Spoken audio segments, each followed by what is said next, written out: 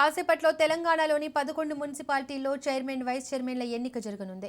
నిన్నటి వివాదాలతో ఇవాళ మరింత బందోబస్తు ఏర్పాటు చేస్తున్నారు అధికారులు. ఇబ్రహీంపట్నం, జనగామ, క్యాతనపల్లి, డోర్నకల్, కాగజ్నగర్, ఖానాపూర్, ఇంద్రేశం, జహీరాబాద్, తొర్రూరు, ఇల్లందు, సుల్తానాబాద్ మున్సిపాలిటీలో ఇవాళ ఎన్నిక జరగనుంది. చైర్మన్ పీఠం దక్కించుకునేందుకు పార్టీలు వ్యూహాలు రచిస్తున్నాయి.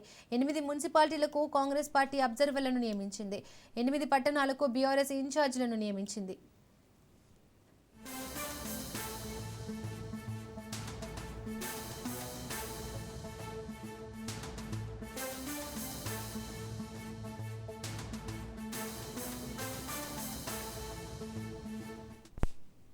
ఈ నెల 11వ తేదీన మొత్తం 116 మున్సిపాలిటీలు, 7 కార్పొరేషన్లకు ఎన్నికలు జరగగా ఈ నెల 13వ తేదీన ఫలితాలు వెలువడ్డాయి. అయితే చాలా ప్రాంతాల్లో హంగ్ మున్సిపాలిటీలు, కార్పొరేషన్లు ఏర్పడడంతో అక్కడ ఎవరు చైర్మన్ పీఠాలను దక్కించుకుంటారనే దానిపై ఉత్కంఠ కొనసాగింది. ఈ నేపథ్యంలోనే ఆయా మున్సిపాలిటీలు, కార్పొరేషన్లలో కొత్తగా ఎన్నికైన కౌన్సిలర్లు, కార్పొరేటర్లు ప్రమాణ స్వీకారం చేశారు. ఆ తర్వాత మేయర్, చైర్మన్ ఎన్నిక నిర్వహించారు. కానీ వేర్వేరు కారణాల వల్ల రాష్ట్రంలోని 11 పురపాలికల్లో చైర్మన్ ఎన్నిక ప్రక్రియ ఇవాళకి వాయిదా పడింది. 11 మున్సిపాలిటీల్లో చైర్మన్, వైస్ చైర్మన్లు ఎవరనేది ఇవాళ తేలిపోనుంది.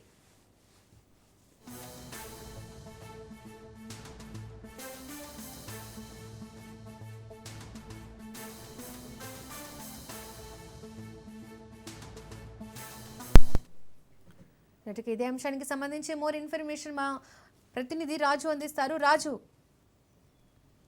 తెలంగాణలో మున్సిపల్ చైర్మన్, వైస్ చైర్మన్ల ఎన్నికకు సంబంధించి నిన్న 11 మున్సిపాలిటీల్లో వాయిదా పడడం జరిగింది. తెలంగాణలో ఉన్నటువంటి 116 మున్సిపాలిటీలకు గాను 105 మున్సిపాలిటీల్లో చైర్మన్, వైస్ చైర్మన్ల ఎన్నిక ప్రక్రియ నిన్న పూర్తయింది.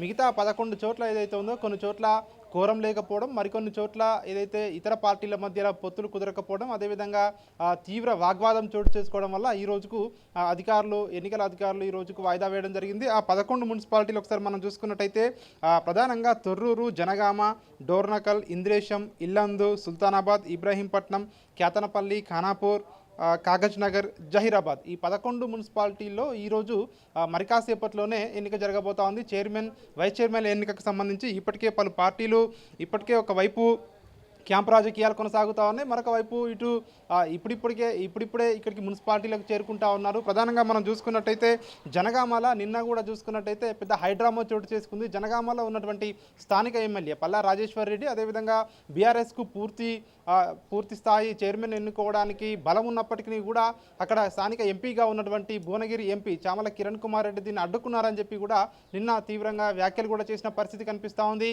ఏదైతే బీఆర్ఎస్కు చెందినటువంటి ఏదైతే సభ్యురాల్ని కిడ్నాప్ చేశారని చెప్పేసి కేసు నమోదైంది. దీనికి సంబంధించి తేలిన తర్వాతనే చైర్మన్ ఎన్నిక నిర్వహించాలని అక్కడ ఎంపీ పట్టుపట్టడంతో, అదేవిధంగా ఇటు కాంగ్రెస్, బీఆర్ఎస్ నాయకుల మధ్య వాగ్వాదం చోటు చేసుకోవడంతో ఈ రోజుకు వాయిదా వేసిన పరిస్థితి కనిపిస్తూ ఉంది. ఇక తొర్రూరు విషయంలో ప్రధానంగా అక్కడ ఎంపీ కడియం కావ్య ఓటుకు సంబంధించి వాగ్వాదం చోటు చేసుకుంటా ఉంది. ఎంపీ కడియం కావ్యకు ఇక్కడ ఓటు వేసే అర్హత లేదు, ఎక్స్ అఫిషియో ఓటుగా ఆమె ఇక్కడ ముందుగా నమోదు చేసుకోలేదని చెప్పి కూడా ఇక్కడ బీఆర్ఎస్ నాయకులు అభ్యంతరం తెలుపుతున్న పరిస్థితి కనిపిస్తూ ఉంది. ఇరు పార్టీ వర్గాల మధ్య వాగ్వాదం చోటు చేసుకోవడంతో దాన్ని కూడా ఈ రోజుకు వాయిదా వేసిన పరిస్థితి కనిపిస్తూ ఉంది. ప్రస్తుతం అయితే క్యాతనపల్లి, మంచిర్యాల జిల్లా క్యాతనపల్లిలో తీవ్ర వాగ్వాదం చోటు చేసుకుంటా ఉంది. ప్రధానంగా బీఆర్ఎస్ అదేవిధంగా కాంగ్రెస్ వర్గాల మధ్య తీవ్ర ఘర్షణ అయితే చోటు చేసుకుంటా ఉంది. పోలీసులు కూడా స్వల్ప లాఠీ చార్జ్ కూడా చేసిన పరిస్థితి కనిపిస్తూ ఉంది.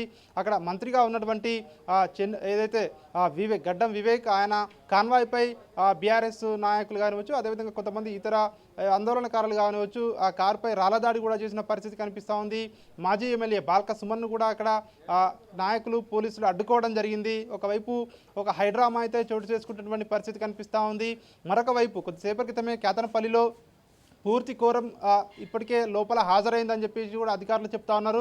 కొద్దిసేపటి క్రితం అక్కడ చైర్మన్, వైస్ చైర్మన్ ఎన్నిక ప్రక్రియ లోపల ప్రారంభమైంది. మరి కాసేపట్లోనే చైర్మన్, వైస్ చైర్మన్ ఎవరు అనేది కూడా తేలే అవకాశం మనకు కనిపిస్తూ ఉంది. ఇక రంగారెడ్డి జిల్లా ఇబ్రహీంపట్నంలో కూడా అట్లాంటి హైడ్రామాను చోటు చేసుకుంటుంది. ఇక్కడ ప్రధానంగా బీఆర్ఎస్కు చెందినటువంటి ఎవరైతే కౌన్సిలర్లు ఉన్నారో వారిని కిడ్నాప్ చేశారని చెప్పి కూడా ఏదైతే కేసు నమోదైందని చెప్పి కూడా చెప్తా ఉన్నారు. మరొక వైపు ఒక ఇండిపెండెంట్ కూడా కిడ్నాప్ చేశారని చెప్పి కూడా ఒకవైపు ఇటు ఎన్నికల అధికారి దృష్టికి తీసుకువెళ్ళడం జరిగింది. ఈ నేపథ్యంలోనే ఇక్కడ కూడా హైడ్రామా చోటు చేసుకుంది. కాంగ్రెస్ అదేవిధంగా బీఆర్ఎస్ ఈ నాయకుల మధ్య హైడ్రామా చోటు చేసుకున్నటువంటి పరిస్థితి కనిపిస్తూ ఉంది. మరొక వైపు ఇటు మిగిలినటువంటి కార్పొరేషన్స్ ఏవైతే ఉన్నాయో, ఏవైతే మున్సిపాలిటీస్ ఉన్నాయో, ఈ మిగిలిన మున్సిపాలిటీల్లో కూడా మెజారిటీ స్థానాల్లో కాంగ్రెస్ పార్టీయే విజయకేతనం ఎగరవేసే విధంగా కూడా మెజారిటీ స్థానాల్లో చైర్మన్, వైస్ చైర్మన్ దక్కించుకునే విధంగా కాంగ్రెస్ పార్టీ పావులు కదుపుతా ఉంది.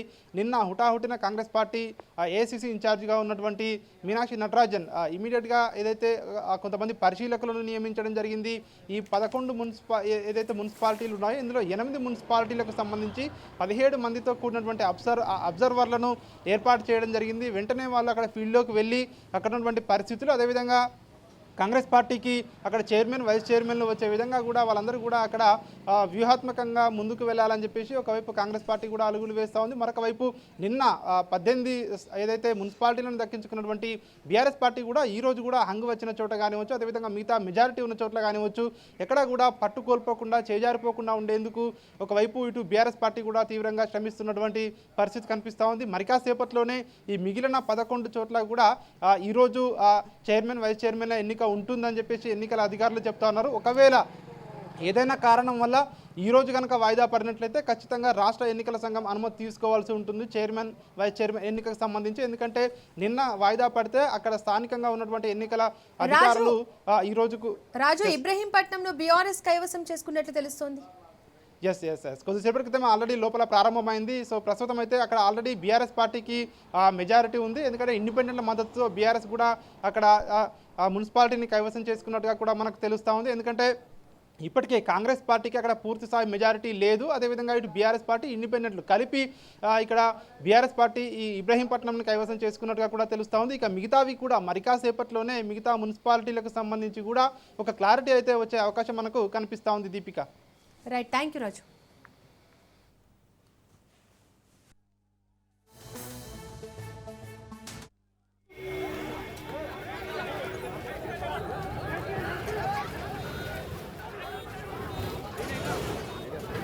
Thank you.